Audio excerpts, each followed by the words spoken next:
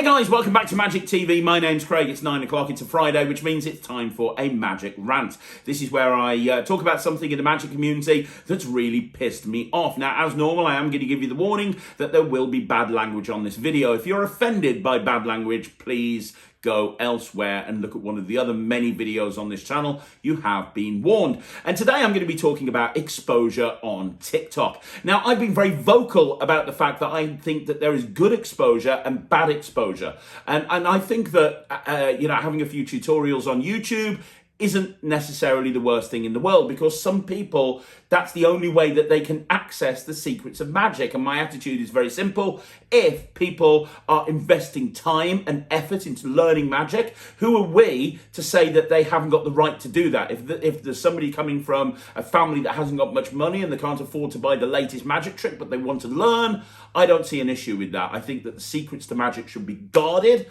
but the doors shouldn't be locked with no possible way in, else how are new people going to come into magic? However, TikTok is another thing, because there are some magicians on TikTok that are exposing magic willfully, willy-nilly, and they are doing it purely to expose magic, and it is fucking wrong, and it's pissed me off. And one of the worst people to do this is somebody called Dan Rhodes. Now, Dan Rhodes, I've had probably about 30 or 40 messages, emails, Facebook messages in the last 2 or 3 weeks from people saying you need to check out Dan Rhodes' channel. He's exposing magic tricks. He's exposing stuff that magicians do on a daily basis. He's exposing marketed effects. And I checked out Dan Rhodes' YouTube, TikTok channel, and he has been exposing a few different things in a very unethical way, in a way that's kind of really designed really for one reason and one reason only, and that's just to expose the trick.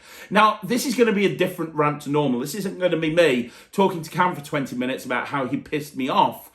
I did what I did with Justin Flom, and I reached out to Dan Rhodes because I wanted to find out exactly why he's doing this. And I know there's other TikTokers, but I wanted to start with Dan because so many people have messaged me about him. I will be looking into other TikTokers down the line, but I wanted to start with Dan. So I messaged him, and to his credit, he messaged me back.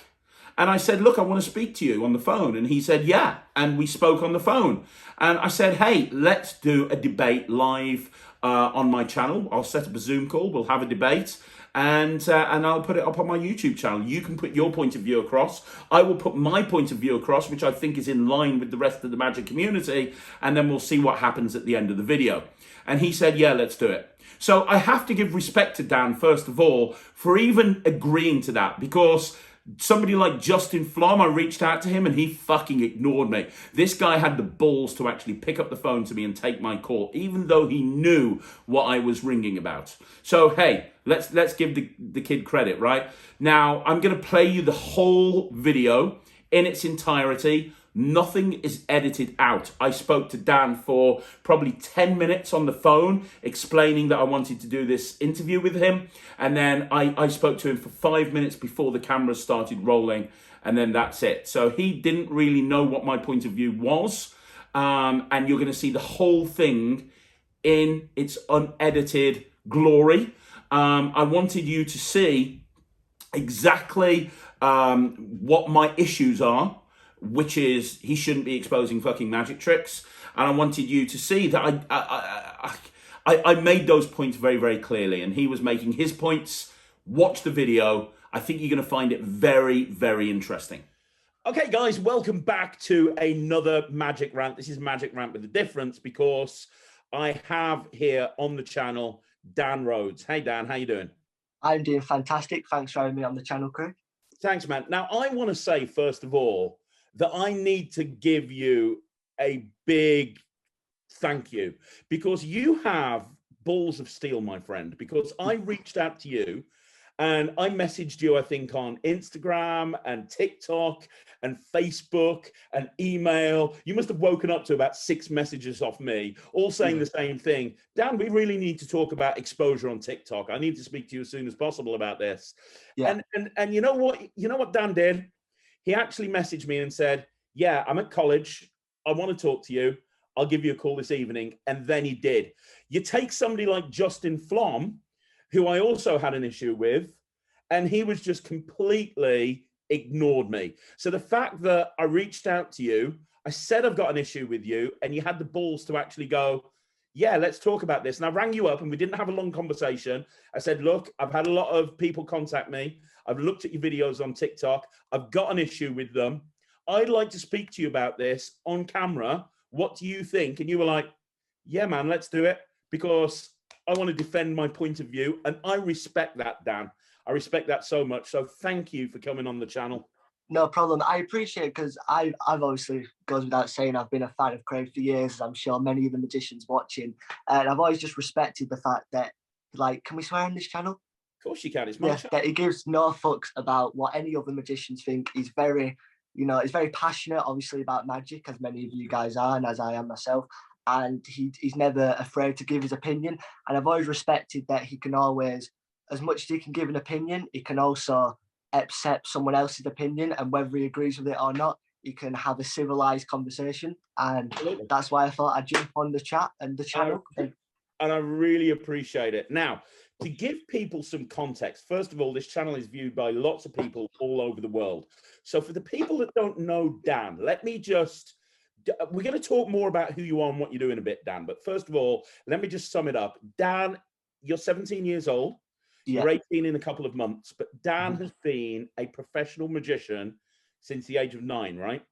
9, yeah, 9 years old. You got into magic when you were like 6. You were self-taught.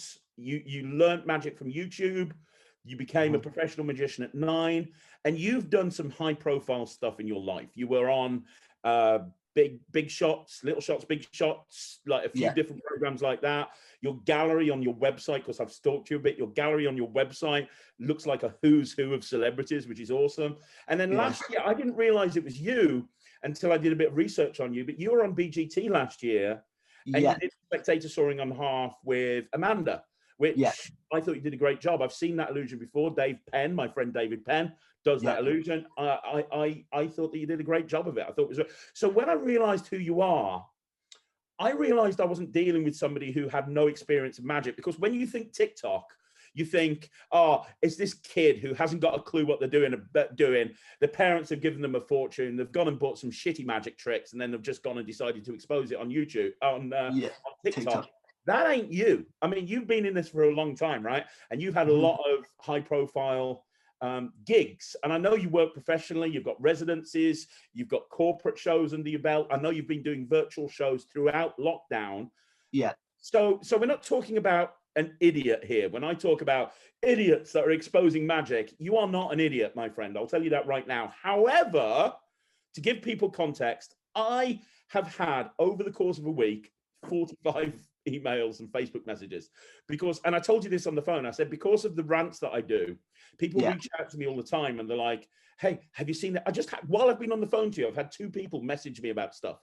I get people contacting me all the time, and I just was like, everyone was pinging subject Daniel Rhodes, subject Daniel Rhodes, subject Daniel Rhodes, and I'm like, what is going on here? And everyone was saying the same thing, which is basically, I really need to speak to you because there's nobody else in the community that can deal with this right now. There's a guy on YouTube, a maniac. They called you a maniac. Or some of them did. There's a maniac on YouTube, on TikTok, who's exposing several marketed effects.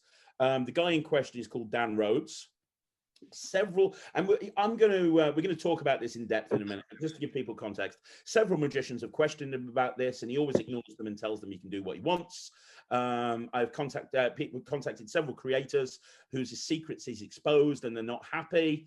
I'm reaching out to you about this guy, as you have a big platform, and I want people to know what he's doing and that it's not okay, because his videos are getting millions of views, which they are, Dan. I mean, you've got 3.5 million subscribers on, well, they're not called subscribers. I'm an followers. Followers, whatever the fuck they are. You've got 3.5 million people that follow you on TikTok. And you're banging out content, 4 or 5 videos a day, and your videos are getting, 1 million plus on some of the videos. So I looked at these links, and I've been sent probably so many links, and some of the links that I got sent, I was like, well, that's not really too much of an issue. Then some of the links that got sent, I was like, are you fucking kidding me? What in the fuck is going on here? And I was like, what? And I'll be honest with you, Dan. My first thought was to just jump on Friday and do a rant and just go ballistic on you, because one of the videos, and we'll talk about this, but one of the videos is you took a trick that I've been using to open my cabaret show for the last decade, and you literally broke down in 40 seconds how it's done. And I was like, I need to speak to Dan about this, and that's where we are. And we haven't really had a conversation beyond this. I said, let's go on this channel and let's have a live debate. I'm going to put my point of view across, which is probably going to be the point of view of the majority of the magic community. You put your point of view across, and then let's see if we can reach an outcome that both you and I are happy with. And as I say again, I'm seriously happy that you've got the balls to come on here. Thank you so much. I will say one other thing, which is with regards to exposure. If you've been watching the channel, I have been talking recently about how I've got no problem at all with people doing YouTube tutorials. Yeah. Because for me, YouTube is a lot like a library. And people, if they're putting the effort in to search about a particular product, I want to learn how to do card tricks, and they're investing time and energy. It's a search engine, right? So if someone wants to, learn how to dance, they can type in dance tutorials, exactly the same sort of thing with magic. How do I do card magic? So that person's going out the way to seek that information on a channel. Exactly. And I know a lot of professional magicians that got started because of watching YouTube. You did, didn't you? Yeah, I did indeed. Yeah. What bit the bug? Was it watching a magician at some point, and then you? It was just literally, I used to saw a bit of a stereotypical story. Well, I got a magic kit for Christmas, and then I used to, I went on a cruise. There were a magician there. My Uncle Steve'd show me a new card trick each week. And then once I've learned a few basic tricks, I just used to type in magic tutorials on YouTube. There were quite a few guys. Don't know if you knew the card trick teacher was. Oh, yeah, I remember that. Yeah, I used to watch all his videos. I watched someone called Disturbed Reality, Jerry 120. I don't know if you knew, he taught a bunch of tricks. Yeah, it was just from, and I think I'm quite a visual learner. Like, even now, I don't read that much. I think YouTube was such a good, I might even not be a magician now if it wasn't for YouTube, because honestly, you don't come from a magic family, do you? It's not like my kid Ryland, who's got a magic dad. Yeah, no, I don't. No one in my family really did magic. It was just my uncles, like a few basic tricks, like the classic find the ace trick with the 4 piles and just things of that nature. So then I really dived into it and just kept learning, magic from because I wasn't the most social kid when I was younger, because I have Asperger's, so I don't know if but I think magic has really helped me come out of my shell, from when I was younger. So I used to be quite shy, so I used to learn magic, and then I could have a chat with someone, but I'd feel more comfortable to do a trick first, and then I'd be completely comfortable to talk to that person and have a chat. But magic was kind of the icebreaker for me to go up to someone and perform. And that's why I think that anybody who has got the attitude that magic shouldn't be taught on YouTube is an elitist. Because the bottom line is, there are, I remember there was a comment on the channel recently, somebody saying not everyone, we shouldn't allow people to learn the secrets of magic. And my attitude is, who the fuck am I or anyone else to stop others from learning magic if they're passionate about it? Because at the end of the day, magic will die if no one else learns it. It's just a simple matter. Completely agree with you. So YouTube, I think, is a great way to learn magic. TikTok, however, is not a search engine. TikTok, and you know as well as me, you know more about TikTok than most people. I mean, I've got a TikTok channel with 50,000, whatever the fuck they are, and I thought I was doing well, not 3.5 million. But you know as well as me, a TikTok video goes on the For You page. And when you're scrolling the For You page, like that so many people do, they're not looking for magic secrets. They're just watching videos. And if a video comes up of a trick being exposed, they might watch it, have no interest in learning magic, but then that stays in their memory. And so the next time they see a magician that's doing anything similar, like they go and watch my fucking cabaret show and I walk out and I do my opener, rather than going, fuck me, that magician's good, they're going to go, oh yeah, Dan Rhodes did that on TikTok. This guy's a twat. So, and you know as well as me, that's the problem with TikTok. And yet you're seeing, and you know what, I'm singling you out here, but there's a lot of other TikTok magicians that are doing it. But fuck them. I've got you here right now. I'm going to deal with them at some point down the line. Let's. So that's where we are. I've caught everyone up to date. Yeah. Do you have? Let me ask you a question. Let me bottom line this. What in the fuck are you doing exposing shit on your fucking TikTok channel, Dan? Why? Well, first off, so let me just give a bit of a backstory. So the concept of a behind the scenes video is obviously that, like, it wasn't magic originally that someone would do. So say if someone did a TikTok where, for example, they were doing a dance move, but they wanted to show how they set up that dance or just something random. They'd have another phone recording the video, and it'd be a timer. It'd be like beep beep countdown, and then it would go into the video, and it just shows something from a different perspective instead of like a camera being right in front of the face, right? So basically with TikTok, I started off by doing behind the scenes, and it was just like basic tricks that everyone knows, like the cotton bud on the thumb sort of thing, like where you just put sellotape on your thumb and dissipates. Everyone knows that trick. It's been taught on TV many times. It's on YouTube too. And I also think that I honestly don't think, regarding a few of the tricks, like obviously you could make a strong argument about some of the vids I've done. But I think in general, teaching things like a vanishing coin or like a vanishing cotton bud, and I know you might disagree or whatnot, but I think kids obviously can be like, right, I've got one of them in my house, they don't have to go and buy a magic kit. I've got some cotton buds, I've got some sellotape, I'll try this trick. They do it on the friend loves it, they get into magic, happy days, they start buying tricks. So originally my thought process was just teaching simple things in front of the camera, and I've got many kids now who comment on my vid saying I got into magic because of these DIY videos. And honestly, I've had like kids, like there's a kid called Jack Simpson, JPS Magic. He said that he got into it because of from watching me and Joel, who's another magician. There's this young girl, I can't remember her name now, but she saw me teach a simple trick. I think it was the salt through table trick, that one. Yeah. And then I taught that one, and then she did it on her friends, and now she's learning card magic. So I think in terms of teaching things, if I went on TikTok, right, and taught a full routine where it's like, for example, the double lift, if I went, this is a double lift, and then this is called the ambitious card, and this is whatnot, then obviously if I was just literally taking tricks off the shelf, which I'm not saying I haven't done in this particular scenario that we're going to mention in a minute, but in general, I am trying to just make up things myself. Like I did something the other day where I got a red balloon, I cut the end off, I put it on an apple, and I showed it as a tomato, rubbed it off, and then it turned into an apple. Like, you know what? I don't have a problem. I agree with everything that you've said there. I think doing something like the cotton bud trick and sparking creativity in some kid that eventually comes, that's what I'm totally for. That's the whole, magicians are elitist attitude that I've got. That's absolutely fine. Let me give you 4 examples of videos that I think are absolutely bullshit that you've put out on the channel. Yeah. So the first one is the Nielsen vanishing bottle. But what you did with that fucking vanishing bottle is it wasn't just that you showed a squidgy bottle and that's it. You actually exposed how the trick works. So it was like, here's a bottle, it's squidgy. Then you were like, 3, 2, 1, boom, put the bottle in the bag, screw up, throw it away. Now, anybody who watches that, I'm going to have to change my opener for a bit, because anybody who sees that video of the 1 million+ people that have watched it, they'll know how that works. And how many people do the vanishing bottle? Give you another example. The sponge ball thing with your granddad.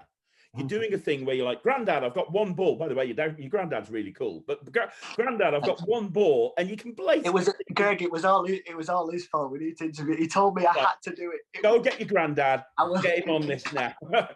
But you got a sponge ball, and you got another one there, and the shots from behind, so they can see the 2 sponge balls. And you go, Granddad, hold on to it. Boom. And then you do it again, and you load like 5 or 6 balls into the hand. I have an issue with that for 2 reasons. One, everybody does sponge balls. I'm opening my virtual shows at the moment with sponge balls. Every close-up magician and kids magician I know does sponge balls. I'm willing to bet you do sponge balls at gigs. Not, and I used to when I was younger, but I haven't done it in a while because I mainly just that so many magicians do it. But the other issue is, Dan, this is the other issue with it. You're exposing that it is possible to put something in a spectator's hand and load something else in without them knowing. Yeah, So that's. now you Can I got a say finale, with you got a finale to a coin routine, and I'm going to say, hold on to these 2 coins, and you open the hand of 4. They're now understanding the concept of having something else loaded in. I'll give you 2 more examples. Yeah. Titan's finger. When you did the peanut and you did Titan's finger, right? Yeah. That's called Titan's finger. I'm sure you know that. Do you know Yeah. Titanus? Not personally. Okay, so he works at Murphy's Magic. He is the size of a shit brick house. He's Greek and he can be very, very angry. If he saw you, you better hope to God he never sees that video, because then if you and him ever bump into each other at Blackpool, you're gonna be a dead man. I can tell you this firsthand. You'll actually literally break my finger. Like, it's not good. There's gonna be no trick to it. It will literally break your finger. I'm telling you right now. Titanus is not a guy you want to fuck with. And then you did the cut and restored thing. I can't remember. Yeah, full disclosure, I generally didn't know that was a release trick. What happened was, he's talking about the one where, because I've spoken to many friends about this, like, I'm not going to name names, but I know so many people who thought they invented that trick themselves, like, generally, and I'll say that wholeheartedly. Like, I admit that the other stuff I did, I know it was out there with the stroke. Like, I think there's probably 4 or 5 that I've done that can be classed as market. I completely agree with that, and I'm going to go in further detail. But with the defend why you've done that, like, first of all, why? Let's start with the Nielsen bottle. You know that so many people do the vanishing bottle, Dan. Yeah. So first of all, I post 7. I'm not trying to make excuses, but I'm trying to understand where I'm coming from and see everyone watching can understand. I post 5, 6, 7 videos a day, and the majority of them videos, I spend hours coming up with an idea, or it'll be a take on something else someone's done. But the majority of them are impractical effects that, can't really be done. And literally, I'm not having, like, doing the Nelson bottle. I haven't seen that trick been done in a long time. I know it's still obviously and I literally had it there. I was literally going to my grand's for some dinner, and I just thought, oh, I need to post a video really quick. Boom, I'll just do it. And I didn't really, because I've been doing that behind the scenes recently, I probably didn't realize at the time that one I probably shouldn't have done. But in general, when I'm posting so much, I'm not having, like, time to overly think, is this ethically right? Is that? So do you understand, in a way where... Here's the thing, right? Let me tell you a little story, okay? I exposed Toxic Force once on YouTube. Yeah. I don't know if you know this or you've heard about it. Yeah.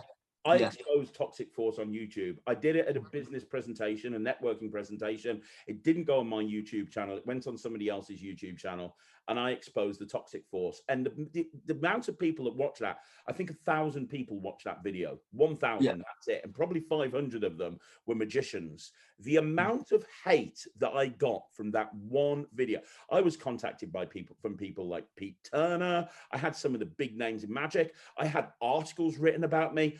It was horrible, like 10-page threads on the Magic Cafe talking about how Craig is an absolute asshole. And you know what, Dan? They were right. And I regret that even to this day. And I can't get that video taken down.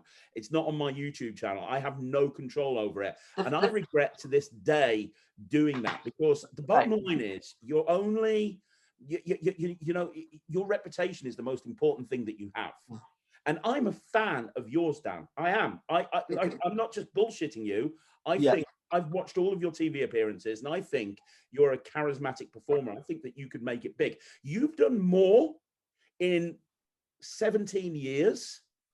You've been on TV more in 17 years and achieved more in 17 years than most magicians have in their entire career. And you're doing it while you're going to college. You're going to college as well, aren't you? So to be clear, there are professional magicians sitting around, sitting on their ass, doing nothing. And you're doing 7 TikTok videos a day. You've grown a TikTok video channel to 3.5 million subs. You've got a thriving Instagram channel. You're dominating social media. You have a very, very, very bright future, my friend. You have a very, very bright future. Seriously, you have all of the foundations in place to make it big. Thank you. I appreciate that. You do. You don't need to fuck your reputation up by doing one bullshit video and saying, I don't have time to think of the ethics of the situation. Come on, dude. Yes, you do. Yes, you do. You knew when you were shooting that video, this is wrong. You knew that it wasn't the right thing to do, yeah? Right, yeah, I agree with that. I agree. I can, as much as I can say, I can agree with what that point is. And yeah, but so something I will say is, right, so you taught Toxic, how long ago was it? Was it like, About 7 years ago now, yeah. right, and yeah, and every magician went on and had a go at you and blah blah blah blah. But at the end of the day, you know you shouldn't have taught that trick, right? So, but the thing is, the idea that magicians have, I think, in general, is if like a trick like that is taught, that it's so detrimental and damaging to magic. Like the fact that, how many views did that video get? About 1,000. Yeah, the likelihood of someone watching that video and seeing a magician at a gig and going, "Oh, I know how you did that," is quite slim. But even if they did, this idea that magicians like, I've done gigs before where I've done a trick. I'm not saying it happens a lot, and someone goes, "Oh, I know how you did that," and I'm like, "Oh, cool, let me do something else." I don't think like the idea of a spectator knowing how one trick works or how is like, because ultimately, in my opinion, people doesn't hire a magician to completely fool them, to walk away and be like baffled. They hire a magician to have a good time, to have a, you know, just for entertainment, purely entertainment. So if someone, I'm not worried if I go to a gig and someone knows how one trick works. Like, I don't think that's going to affect me because I can do something else or I can laugh it off. But the thing is with that Toxic thing is that, yeah, you might get one thing where they've like, oh, I saw how to do it on YouTube.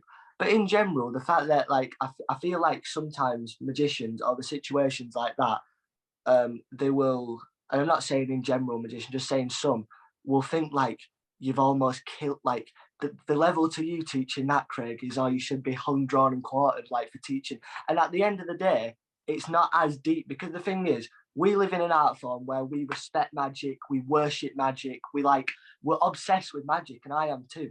But I feel like magicians think that like other people are as invested as us in magic, and which they're not. So like in terms of teaching a simple thing on the internet or like doing what you did with the Toxic, it's not as like the fact that they've wrote articles and like and gone in hard on you and really got annoyed about it. Like I just don't see something like that being such a big deal. And I think sometimes magicians are quite over dramatic. I totally agree with you.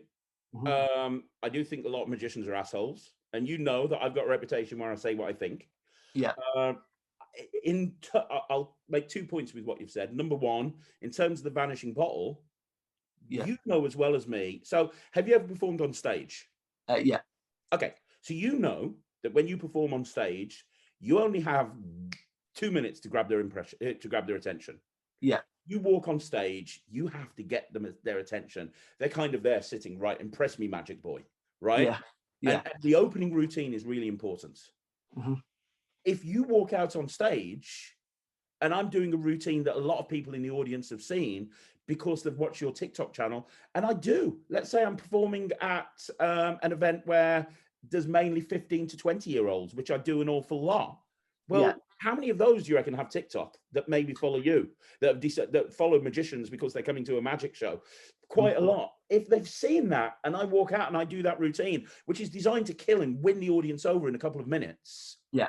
it makes my job a lot harder if they've already seen it. So I agree to a point, but does that take into consideration? Yeah, and I understand that, obviously. But 1 second, Dan, the one other thing I Yeah, want to say, and this is really yeah, important, and you know that I've set up and run several successful businesses, right? yeah, So I'm going to give you some business advice right now.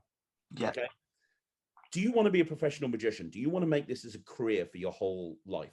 Do you want to be I do want to be a magician, but I don't want to. So like, I don't see myself in 10 years' time, like doing gigs, or well, even 3 or 4 years' time, just being a pure gigging magician, because I do think that now with the rise of social media, that is a career in itself. So I want to be an influencer, my main thing, who does magic as well, who happens to be a magician. And if okay? a gig comes along, then yeah. And you'll do okay, cool. Because let me ask you a question. Do you think members of the magic circle would be happy with you said that magicians are assholes and they make too big a deal of it, and they do, Yeah, but there are a lot of magicians who could be influential in your career. You don't want to piss them off. And what I mean is, let's just say that a TV opportunity comes around and there's a TV show that needs a really talented 17, 18-year-old magician to go and perform on their TV show. And they're looking for somebody with some experience on TV. Yeah. And they do what a lot of TV companies will do. They'll contact the Magic Circle, because the Magic Circle are the council when it, you know, a lot of people think that the general public think of the Magic Circle as like the governing body of magicians. You and I know that's not the case, but a lot of people do think that. So a lot of the time when somebody's the number one question when you go to a gig, are you part of the Magic Circle? So a lot of TV companies, they'll go to the Magic Circle first and say, can you suggest this? Can you suggest that?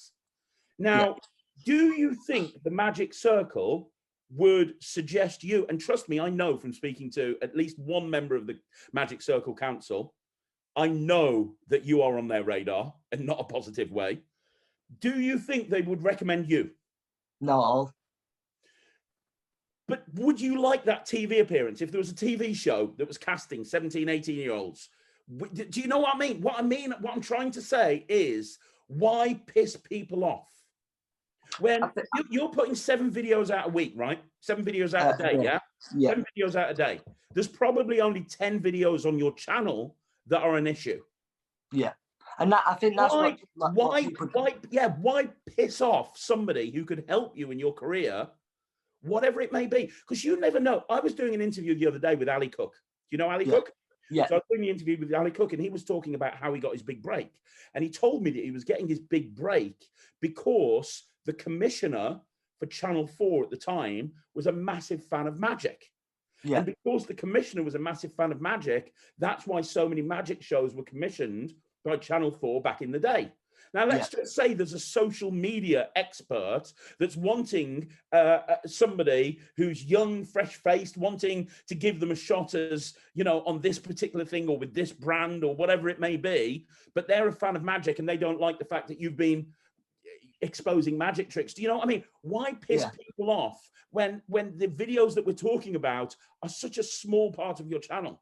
Yeah. Do you get what I'm trying to say? Yeah, I completely understand. Like, I think in terms of the pissing magicians off, I do think no matter what I do in the future, just because I'm not going down, like when I started, like there's magicians now that absolutely can't stand TikTok whatsoever. Like they're like, there's no point, like even doing reaction videos or pranks and stuff. I've heard a lot of magicians say, oh, I don't understand this and I do think, like you said, with I completely agree with the point you just made that you know, don't try and piss off people but I think the main thing is that I'm not going, like when I make any, because I know magicians don't agree with behind the scenes at all, like the majority, so like they don't even think I should be teaching any tricks on TikTok. But I'm not going out my way to piss off magicians. But then on the other hand, I'm not necessarily going out the way to please magicians, because I know whatever I do, you can't always make everyone happy, and you can't always, because I feel like with a lot of the things I've messaged before, like, why do you do the cup flip videos? You should just do magic, or why do you do fake reactions? And it's like, my goal is to build a career from not in. So I don't want to be disliked in the magic community. No one does. But my goal isn't to like build a and I'm just nothing against the magic community, but I don't want to be a magician who's considered like not respected, but like I'm not going to be like let's say like a Daniel Madison or a Peter Turner, like where they're heavily respected in the magic. My goal is to have an audience where it's just normal people, where it's like most magic, you know what I mean? So I get that, but here's the thing: you're talking to the poster boy of pissing off the magic community. If you've been around magic for long enough, you will know that there's nobody that's pissed off the magic community more than me. You know, try writing a blog about how the magic circles suck and then see how people think about you, right?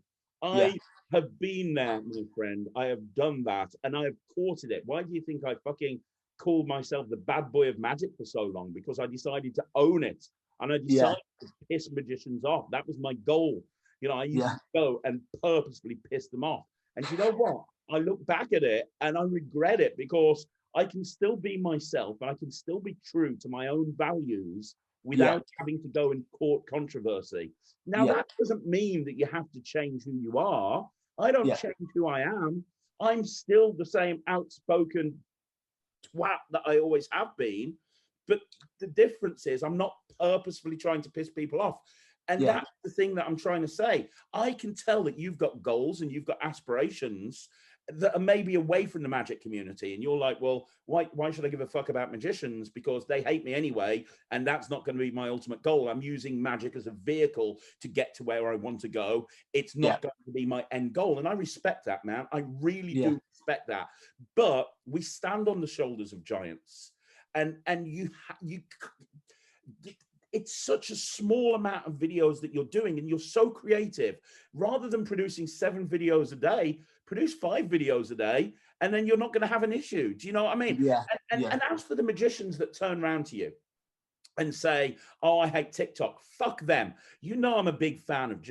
I'm friends with James Samuels. I don't know if you know that. Now, he's got a big TikTok presence, not as big as you. I think he's on about 1 million followers, so it's not as big as you, but I mean, it's still huge. Do you know what I mean? So I'm still friends with I'm friends with James Samuels, and I've said to him, and I'll say the same thing to you: any magician that looks down on magicians that are focusing on social media, whether that be TikTok or Instagram or whatever, they can go to fucking hell as far as I'm concerned, because they don't realize how hard you have to work. Like, I know, because I'm producing videos for this channel all the time, and I eat, sleep, breathe, and drink. People don't realize what you have to do, because I have a rough idea. You're going to be constantly thinking about magic. You're going to be constantly coming up with ideas for videos. You're going to be thinking about lighting. You're going to be thinking about sound. You're going to probably spend hours creating a shot and then binning it because it's not very good.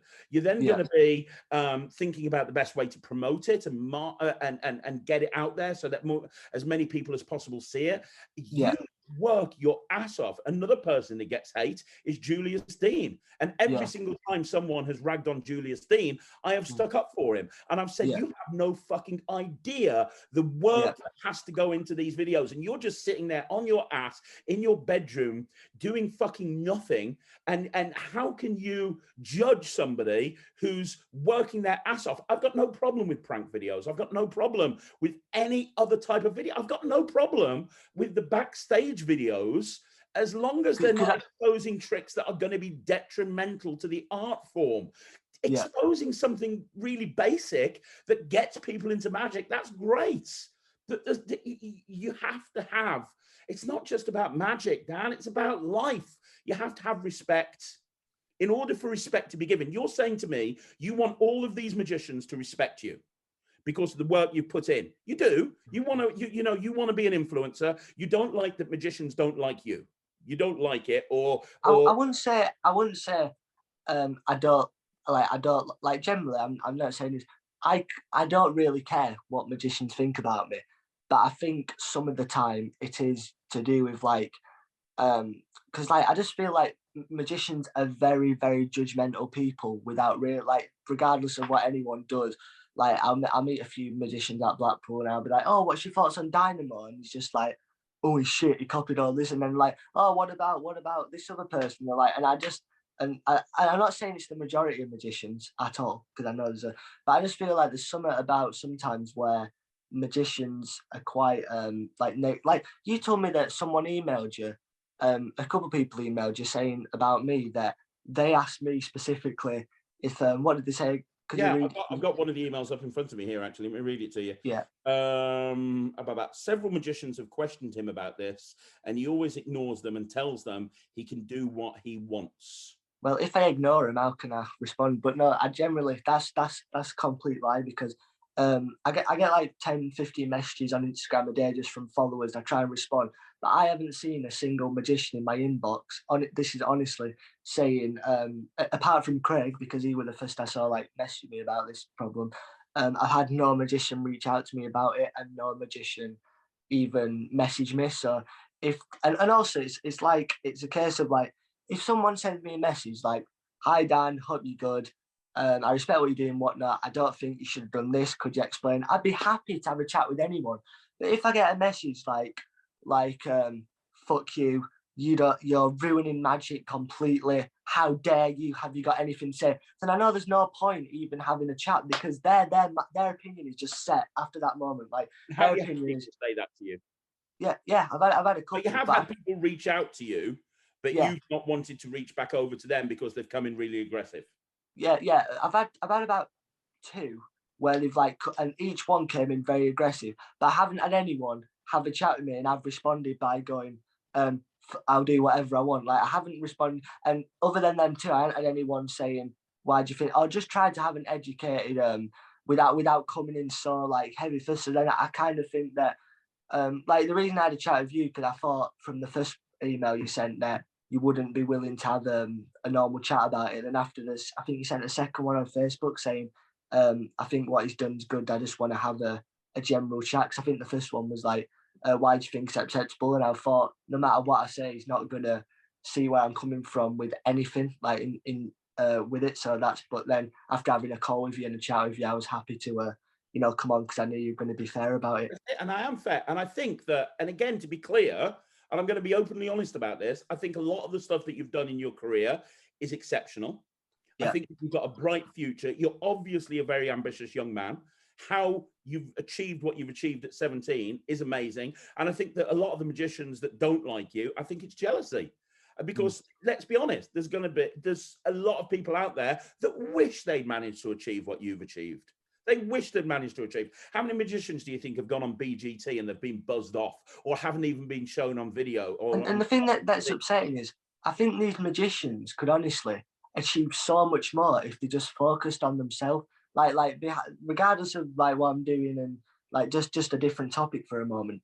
I generally see these magicians that spend hours on forums, and even though they get a buzz from it and they're passionate, like wouldn't it be more productive spending them 2 hours, watching a video on how to better market yourself, or watch a video, or go to a wedding fair, or I know you can't at the moment, or learn how to set up a Zoom show. Like I just think these magicians could achieve so much more if they just stop getting someone. Like I had this one magician, I'm not going to name his name, but he sent me something about Julius, and he's like, "Why do you support this guy? I see you went live with Julius on Instagram.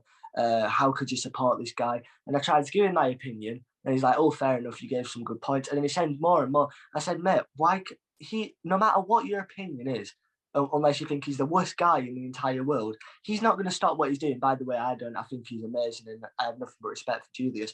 But if he just focused on him, and I know he's messaging 5 others about other issues he has with magicians and stuff, and it's just like, if he literally, that time he could be spent reading a magic book, he could learn a new trick. Like, I just don't see this thing about like arguing in the forums. I agree, but the bottom line is, fuck them. You're doing things the right way. I stalked your Facebook page, and pre-COVID, there were pictures going up all the time. Hey, I'm at this wedding fair today. I'm at this wedding fair today. Hey, I've just signed a contract with this person. Hey, I'm now doing this residency. Hey, I'm doing this residency. You are doing everything right. And trust me, this is from somebody who has built successful businesses throughout my whole career. I know that you're doing everything. I remember one of your videos was so helpful in my I think I mentioned to you at Blackpool as well. It was make sure that if anyone sends you a message, you respond instantly.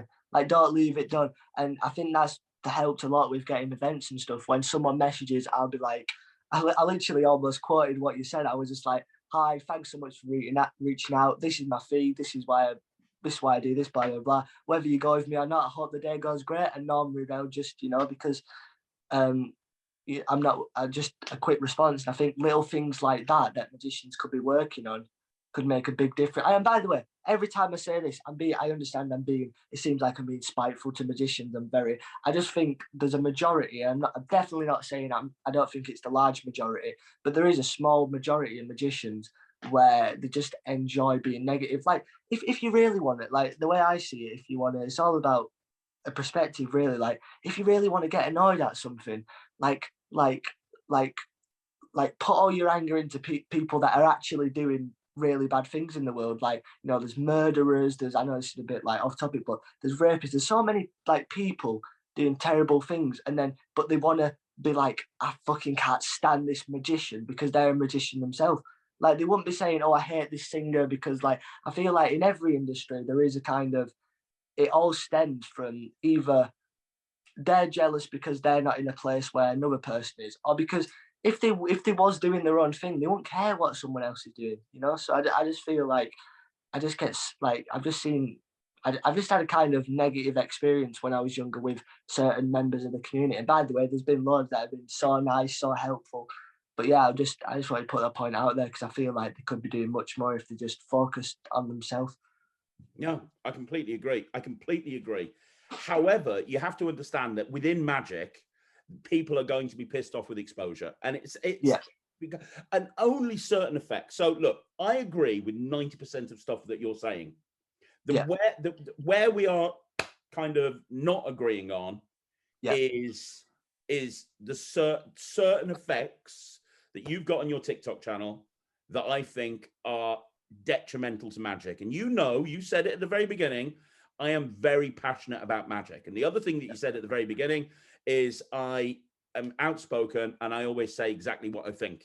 So what I'm saying right now is I think that there's certain videos on your channel that are an issue. So let me ask you a question. One, do you agree that there are certain videos on your channel that looking back, you shouldn't have done? And if you could turn back time, you wouldn't have done them? Yeah. Okay, cool. So we're on the same page there. So the next question I have for you is, assuming that that's correct, question number 2, if you're producing 7 videos a day, you're going to college, you're doing virtual shows, you're doing everything that you're doing.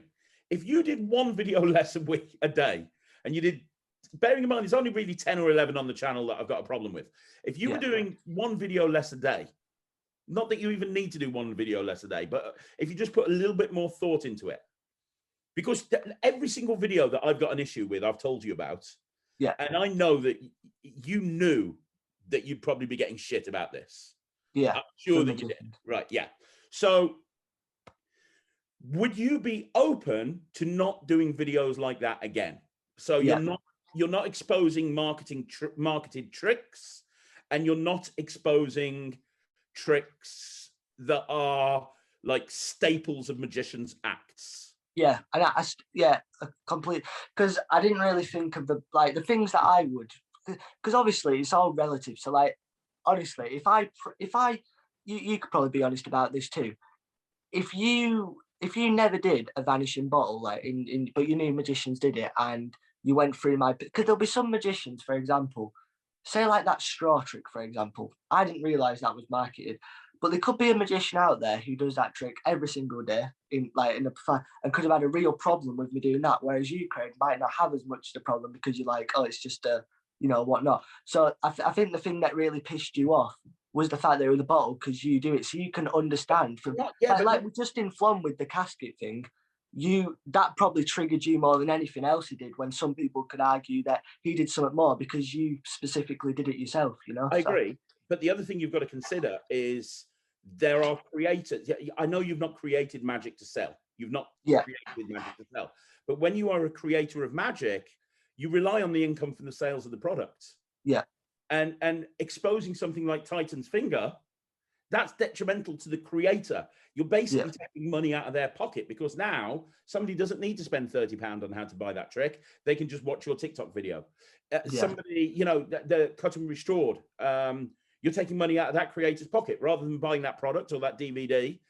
They don't need to. Do you know what I mean? So it's not just about the fact that I do it. It's also about marketed effects, because, No, I'm not disputing that at all. I'm just saying it will rub some people up more than others if it's something that they physically done. Like for me, I would be pissed off if someone taught, let's say, how a loop works, or like just literally was like, there's a bit of string on my arm, boom, and then this is the float. Do you know what I mean? So I think it is, if I could have been more considerate in the fact that I was just like, oh, I don't really need this trick. It's just everyone. Because I honestly was thinking that quite a lot. Because I've done the vanishing bottle before and it's on. And all the comments were like, oh, it's obviously a squishy bottle. It's obviously a squishy bottle. And I did it on Omegle too. And all the comments were like, and in my head without even thinking, because I probably in the back of my head, I'm like, I shouldn't do this. But generally, I've got like, and this is not an excuse, but in that moment of me posting that, I had so much going on. I was just like, oh, dude, it's not a big deal. And then I kind of, changed my mind about it. But it's like, but with teaching tricks in general, I don't think obviously that marketed ones should be out there, and I do regret doing it. So, but it's not like, because I do understand that obviously if you're posting as much as I am, you're going to make a mistake occasionally. Like obviously I'm not perfect. So let me ask you a question. You've Yeah. agreed that you shouldn't have done it, Mhm. and looking back, it was a bit of a wrong thing to do, and you've agreed that you won't expose marketed tricks, or, like I say, I've got no problem with simple stuff. I agree, getting people into magic, but some routines you've agreed that you won't do it in the future. Yeah. Let me ask you one other question. Would you be open to working with, bearing in mind, how many videos have you got on your TikTok channel? Fucking About hundreds, over thousands. 1,000. Yeah. Would you be open to working with me and me just saying, look, these are the ones that are an issue, make them private, take them down? Yeah. Because that would clear everything up as far as I'm concerned. And also, I think that would send a message out to the people of TikTok, because let's be honest, the next generation of magicians, and you know from watching my channel, I am very passionate about the future of magic. Mhm. It's why I spend so much time with Ryland teaching him magic, because people Yeah. like you, people like Ryland, in my opinion, they are the future of magic. And Yeah. TikTok is a place where you guys come together, right? And you said yourself, you're an influencer on TikTok. You can't have the amount of views that you've had and not be an influencer on TikTok. Yeah. And what I'd like is for you to take a stand and say, you know what? I'm taking those videos down. I'm making them private. What I did wasn't right. What I did was wrong. I'm taking those down. I'm making them private. I'm not going to do that again. I think that sends a fucking amazing message out to every single person on TikTok. We need people like you. We need people like James Samuels. James Samuels, he's not ever exposed anything. Yeah. And if he's watching this, and he does, I will fucking come after him in a heartbeat. And I'm going to be addressing some of the other people in TikTok, but you know, you can't start a revolution. You know, you have to start. You know, you want to make a massive snowball 5 miles big. You start by rolling a tiny snowball, and then as Yeah. you push it, it gets momentum and it gets bigger and bigger and bigger. And you, my Yeah. friend, could be the start of the snowball. Would Yeah. you be prepared to do that? Yeah. Brilliant. Yeah. Again, And brilliant. yeah, also what I will say is I will do that. And I do honestly, so you were saying, I do regret doing it, but I do, there's one thing I don't think, like, so like people are scrolling through TikTok every single day, right? And they're consuming like hundreds of hours of content every single day. So imagine, right, for example, someone saw my Vanishing bottle, right? The likelihood of like all 100 people that are in that audience have seen that video are probably quite slim.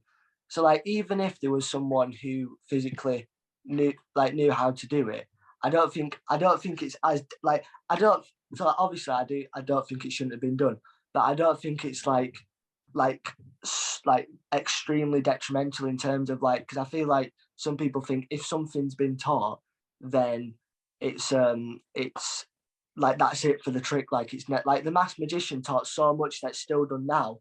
That like there's, and I think as well with TikTok, just because it was on TikTok, that pisses off magicians more because it's a new platform, and I feel anything that's new is like you know like like there's some magicians that say I shouldn't do any behind the scenes at all. And the thing is, I am just doing it at the moment because it's like a trend. Like I did this thing with the card glasses where like I'd say something stupid like I'm dumb, I'd do a card flick, and then if it went in the glass, it meant it's true. Or if it, so I did about 100 of them throughout a period. Now I'm doing the behind the scenes. I'm trying my hardest not to teach marketed, but on top of that, it's not going to be my legacy. Just like the magician that just teaches all magic. Like I'll go back to, you know, doing magic on the street or do some things like that. Like Penn and Teller has taught magic before.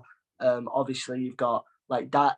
Dynamo's taught a few tricks before. David Blaine has taught full on card routines on clips and like on various things. So I don't think that it's obviously there's certain tricks which we just discussed, but I don't think as a whole, whether you're teaching magic or showing magic, it's still keeping the magic alive and still being talked about. So it's still, and it's getting younger people into magic, and it's still showing. Because sometimes I think that a method is just as powerful as the trick.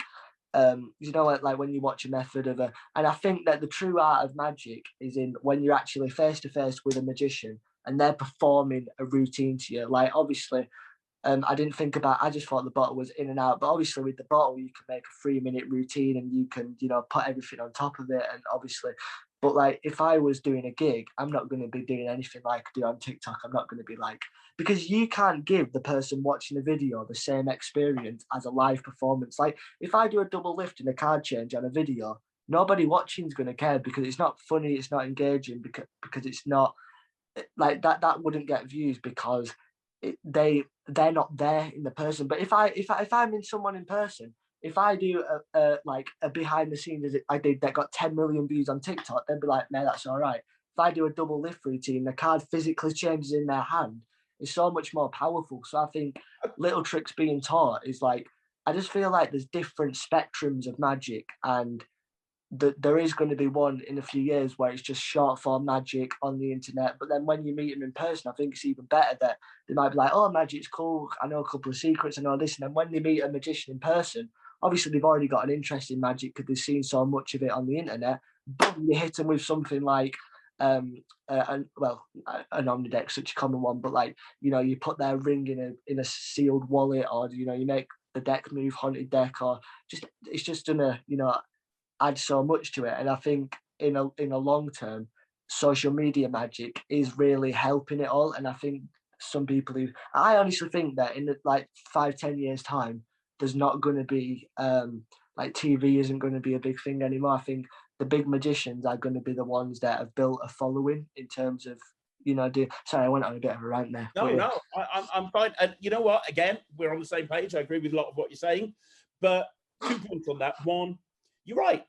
Somebody who sees the Vanishing bottle, there's a very good chance that it won't impact anybody's show at all. But why take the risk?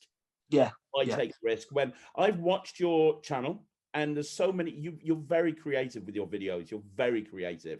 So I'm going to challenge you right now, Dan, to come up with a way of doing these exposure videos in a way that doesn't expose them. And I'm going to give you an idea, and you're going to tell me if it's been done on because TikTok. I've done a couple on that note where it's like it's not actually showing the method. So like I've done I did the color changing rope, and what I did instead of I drew I got a Sharpie, a red pen, and drew on my hand, and I made it look like that's how the rope went from white to red. I've done other things where I've done I'm going to challenge your creativity right now. I am going to give you an idea for a new trend that you can do.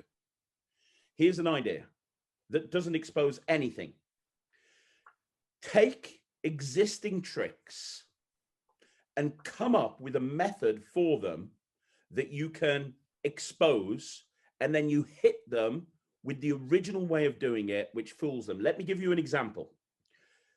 Take a piece of foil, kitchen foil, put it around a Morgan dollar and push it around, and then carefully cut around the outside of the foil, put it down on a mat. It will look just like a silver dollar, but it is just a piece of foil.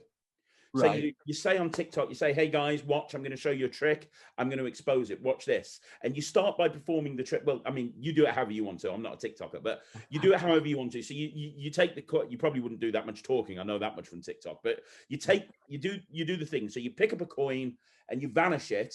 And really what you've done is you've squidged that silver foil into nothing because it's just silver foil, but it looks amazing. Now, no magician ever would do that trick.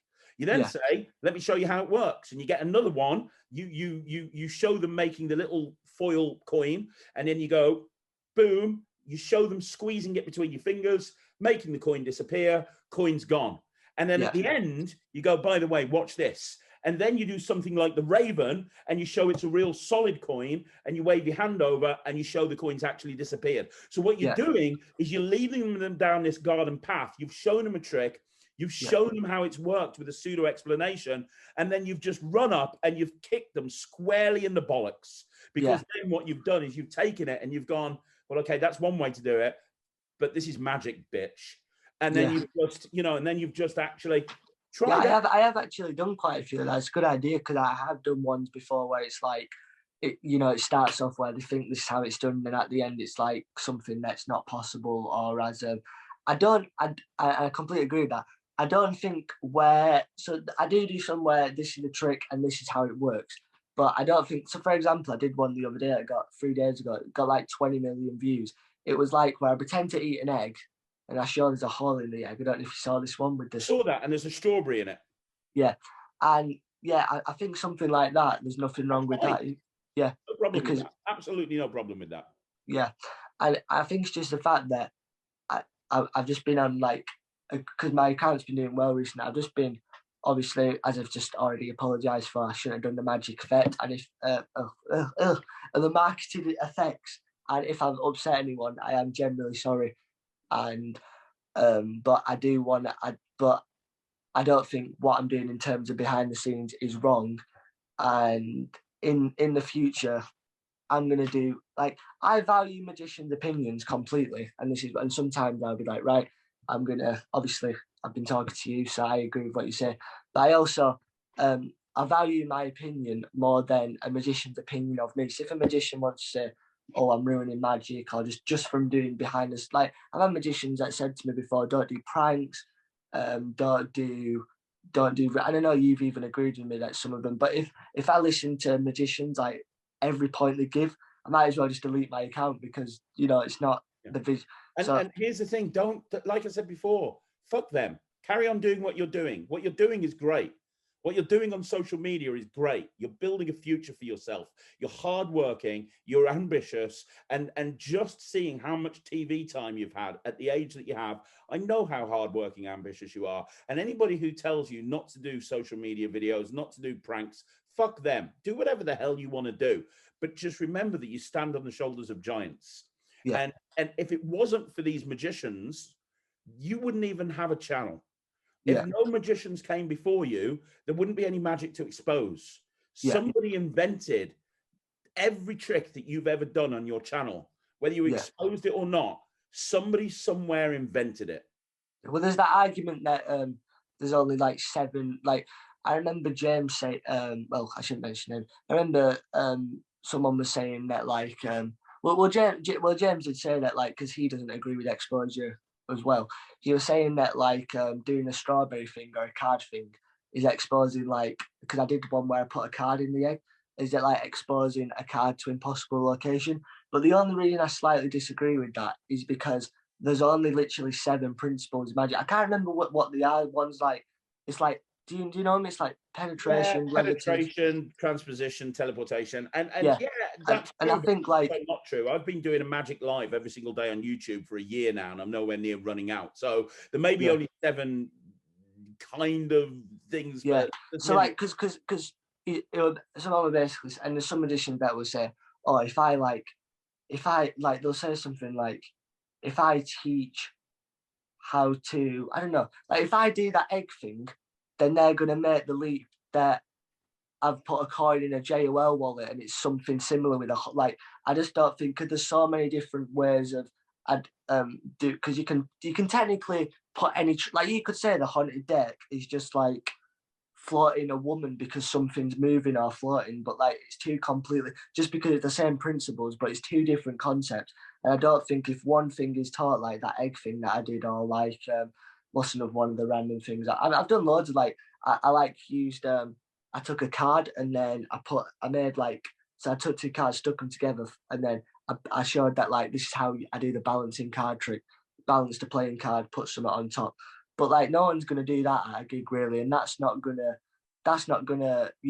if someone's got, like, a trick where you're balancing a phone on your hand, or, like, I know that's a trick or something, they're not gonna be like, oh, well, that, because there's a different method for every trick. So, like, if something's taught like that, they'll be like, oh, where's the flap? Oh, well, that idea is straight out the window. So I feel like there's some idea that some people have that if one trick is taught, they think all the. Do you know what I'm saying? I don't know if I'm rambling a bit. No, I know what you're saying. The bottom line is, you're a creative guy. Use that creativity to try and present magic in a different way. And I know you've only just recently started exposing stuff. Of course, it's only just recently that you've been doing the whole behind the scenes stuff, and I get that. Yeah. But look, you've made your point. I agree with a lot of what you're saying. To summarize this whole thing, 1, fuck magicians if they say that you shouldn't be doing social media or prank videos. Fuck them. 2, don't do any blatant exposure of marketed tricks or stuff that would be detrimental to magicians. Like I say, we've been through this. I'm not going to go through it again. Yeah. Little shitty things. It's not important. It's I believe in helping new people getting into magic. I get that, but the certain thing, and you can always. You've got my phone number now. You can always ring me up if you want to. I get the feeling that you've never really had a mentor in magic. You've never really had somebody. You learnt the YouTube stuff, and then kind of you've just gone on from there, and you've just kind of. But if you ever want to call me, if you've got an idea for a video, and you kind of like, I've got this idea. I don't know if this is going to piss off the community. You can always FaceTime me or call me and just say, look, I've got this thing. I've got this idea.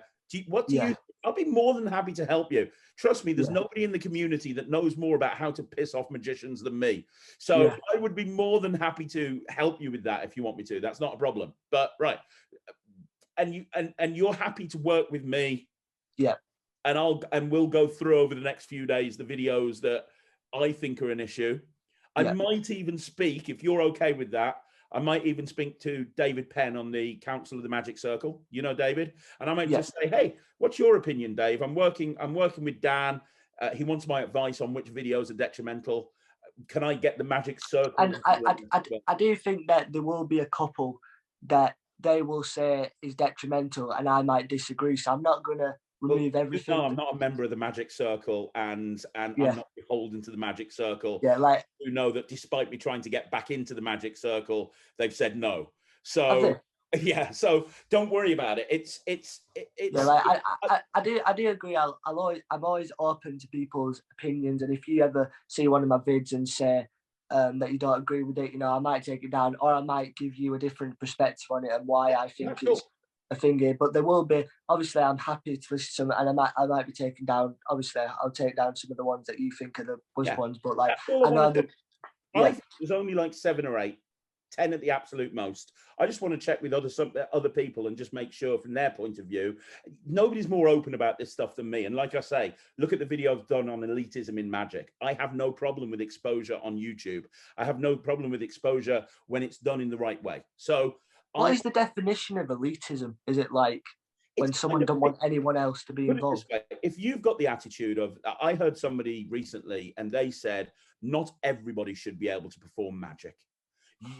Not everyone should be in a position where they can perform magic. No video should ever be on YouTube teaching anything about magic, because you shouldn't be able. That's elitism.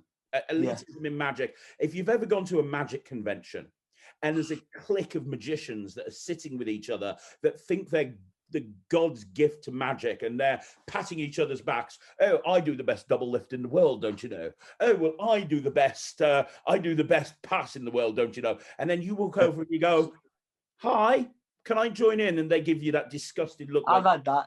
There were a bunch of Cardiff ones like that were like dog shit on the bottom of their feet. That is elitism. Elitism is, and I'm totally against that. For me, magic should be a brotherhood. It should be a community, and it should be open to all. I feel that as a community, we shouldn't lock the doors on exposure. I think that we should guard the secrets. Yeah. I don't think it should be given out willy-nilly to everybody, but I also don't think the doors should be padlocked shut with guards there shooting people dead that are trying to get through. I think that if you can show that you're interested and you are invested, whether that be from a time or an effort point of view or from a monetary point of view, I think anybody should be allowed to learn magic. And who the fuck are you, me, or anybody else to make a judgment to say that person can't learn magic? If there's somebody that hasn't got much money and somebody can't afford to go and buy stuff from a magic dealer, but they can get on YouTube, who the fuck are we to say that that person can't learn magic? Because the next best magician, Dan, the next best magician who probably will end up winning FISM and being the next Dynamo, they're probably not even got into magic yet. And when they do, they're probably going to have got into magic because of YouTube. Welcome to the 21st fucking century. So I have no problem with that sort of thing, but there are certain videos that there are that I have an issue with, and I think it's disrespectful to magic. It's disrespectful for the creators that came before, and so I would like to just go through those with you. And I'm not asking you to delete them; just make them private. You know, just make them so they're not available anymore. Because on TikTok, videos that have even been published weeks ago, they can immediately end up on the For You page at any time. You know, it's not like YouTube where you do a video and 2 weeks later it's buried. That's not the case. Videos can end up on the For You page at any time. So just make them private. And then if there's any videos in the future that you're unsure of, just give me a call quickly and just say, hey, Craig, this is my idea. What do you think? And I'll go, yeah, I think that's great. Or no, I think it's terrible. And I think that's, you know, because other than that, I've got all the respect in the world for you, my friend. You've done so much in your career. You've done so much in your life. And I can see you're ambitious, you're hardworking. And I think you've got a very bright future ahead of you. I think we just need to rein it in. And you're creative. You'll come up with more ways of presenting your magic. So it's not going to be an issue. Don't look at it as a negative. Look at it as a positive. Look at it as a way of channeling your creativity. Challenge yourself. How can I present my magic in a way that's not going to piss magicians off? Do you know what I mean?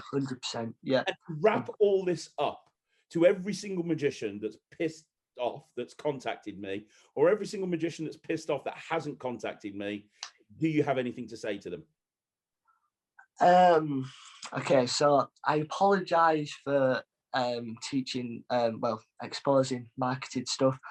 I know there's a lot of magicians that don't like me because of that, but I'm still young. I'm still trying my hardest to, and it is not my it's not my goal to be like a big force in the magic community. But on the flip side, I don't want to like piss anyone off, and I generally never go out my way to try and like annoy people. And I know there'll be times in the future where magicians will message me about certain things and say, if they do message me or not. A lot of the time, I see if a magician has a problem, this is just one other story. They'll message like a bunch of magicians that know me to send a message. I don't know why they can't just message me myself, but I know in the specific thing, I will take down the vids that Craig agrees, and because I do agree with him, but I do know also that there'll be something that I'll do in the future where magicians will think it should be taken down, and I'll always, if I generally don't believe that what I'm doing at the time is that damaging or that thingy, I'm not gonna, like, even if a bunch of magicians hate me, I'm not gonna, like, I just think it's always good to go with your gut. So like, if I do a behind the scenes, which I don't think is revealing any method, or I don't, and by the way, I'm not going to, like, in a few months time, I'm not going to do this anymore. It's just the way TikTok works, is trends at the moment. And obviously it's going to, I think I have been trying to be creative as well. Like, even though I've taught a few, but if there, I know there is certain things that magicians will never accept about like teaching tricks or whatnot, but I respect magicians' opinions, but at the same time, I don't care at all. And that's the same with anyone. Like, I always value someone's opinion, but the opinion of myself I think is more important of what that magician thinks of me. Because I feel like if someone does something bad in magic, someone like will associate that person's character with what they've done. Like, for all we know, right, even though you don't like Justin Flom for what he's done with magic, and he's obviously, you think he's shitting on the community, in which to some extent I might agree with you or I might not. I don't really want to talk about someone else. But for all we know, he could be a lovely guy, a family man. Like, he could, so I feel like magicians need to more accept that someone's made a mistake, or just like say that they hate something they do instead of hating the person. Because I've heard magicians say stuff like, I hate Julius, or I hate this person. And I'm like, why would you hate someone just because you don't agree whatsoever with what they've done? You can dislike what they think, you can have an opinion on whatever they do, but the person itself, do you know what I mean? Because I know you don't like you as a you hate, like, even though you call him a prick and whatnot with Justin Flom, you don't actually hate Justin Flom as a person. Like, you hate what he's done. You think disrespectful, but you're not like thinking, God, I hate that Justin Flom. Just like, you know what I mean? It's just what he's done, and you respect the community. So I think, that's just the point I want to end on, and I want to apologise if I've offended anyone. No, man, I have all the respect in the world for you for coming on this channel. You're the first person who I've actually wanted to do a rant video on that's had the balls to actually come on and actually speak to me face to face, and I really appreciate that. And the fact that you've said that you're going to take those videos down and work with me, that's great. Like I said, you can contact me anytime you want to if you're unsure about something. Am I allowed to reach out to you if I see a video and I think, am I allowed to ring you up and go, of course not. Who do you think you are? Who do you? I'm joking. No, yeah, of course. If you see one that you don't think, awesome, just shoot me a message. And other than that, man, just be yourself. You're on the right path. I'm not going to repeat it again because I've said it 3 or 4 times during this interview, but you are absolutely on the right path. You have the foundations in place to have a huge career, whether you choose to do it in social media, whether you choose to do it as a magician, whether you choose to do it, whatever you end up doing, you have a big career ahead of you, and I can tell you're ambitious enough to actually do that. And yeah, all respect in the world for you for coming on here and actually having a debate and then seeing my point of view, which is cool. I really appreciate it. I think I might have put forward some things that some magicians might agree or not agree with, and I think it's just all about, it's good to have a chat and see where different perspectives on people. Like, I know I can't please everyone, so there's some people watching this thinking, oh, Dan's not that bad, and then there'll be some that are thinking, oh, he's a prick. But other than that, I know I'm a decent guy, so fuck your opinions. And I'll try my hardest not to, I'm not going to try, I'll reword that. I will not teach market stuff again. And that's about it. Perfect. Dan, thank you so much. Guys, leave a comment down below. I'm sure Dan will see it because you're quite big on YouTube as well, although it's not your main platform. You have got a YouTube channel as well. So make sure you leave a comment down below and go check out. I'll put a link through to your TikTok channel down in the description so people can go and check that out. Perfect. Outside of that, Dan, thank you so much for coming on the... Thank you for having me, sir. I really appreciate it. Magic TV, no problem. Guys, I'll be back again tomorrow at 12 o'clock. We've got an honest trailer. Then we love one of those. Gotta love the honest trailers. 2 o'clock I've got shorts. 6 o'clock I've got a Magic Live, and then 9 o'clock I have a very big interview coming up. You guys are not going to believe who I'm interviewing. It's going to blow you away. If you thought the David Penn one was good on Tuesday, you ain't seen anything yet. So check that out. And most importantly, guys, make sure you subscribe. It helps out the algorithm. Follow the slightly. Is your Instagram and pages slightly unusual? All over to Magic TV. Magic TV. Follow everything Magic TV. Make sure you keep up to track with Mr. Craig, because I know he's a great guy. And obviously, you guys agree with his opinion because he knows his shit. He's been in magic for a while. So, it's true. I like that. Guys, take care. See you again. Bye. Thanks, guys. Bye, guys. Bye. So there you go. I think that's a successful conclusion to what we have here. Now, you know what? I have to give Dan credit. I said this in the interview. I said it before in the intro to this video. I'm going to say it again now. I have to give Dan credit. He had the balls to actually speak to me on the phone. He's watched the channel. He knows what the Magic Rant video series is. He knows that this wasn't going to be a conversation that was going to go in his favor. He had the balls to actually agree to the interview. He had the balls to say he's wrong. He's a very driven, ambitious kid. And, he's made some mistakes. He's admitted to making some mistakes. I'm now going to be going through the videos that I think need to be taken down, and he's agreed that he's going to take them down. I've spoken to him about the sponge ball one. I've spoken to him about the straw one, Titan's finger. I've spoken to him about the vanishing bottle. I know there's a few others. Successful conclusion as far as I'm concerned, and all credit to him. And I will be watching his channel. And as you heard in the interview, I have no problem speaking to him if I think he's got another issue there. But the kid is really ambitious. He really is. And I think he's going to have a big career ahead of himself. But you have to have respect for magic as a whole. Let me know in the comments down below what you think. Like I said in the video, let Dan know what you think in the comments down below. And in the next few weeks, I'm going to be looking at TikTok as a whole, because I think that's that's an issue that needs to be dealt with. But let me know what you think. I'd love to know what you think of this style of video. Would you like me to do more Magic Rants where I'm actually speaking to people that are pissing me off? Is this something that you guys like, or would you like to have these conversations outside of the video and I just present what I've actually spoken to people about in the actual video? Let me know. I'd love to know your thoughts. As normal, don't forget to subscribe to the channel. Leave a comment down below if you want to see more videos like this. Like the video, and I will be back tomorrow with a whole bunch more videos. I'll see you again. Thanks very much for watching. My name's Craig from Magic TV.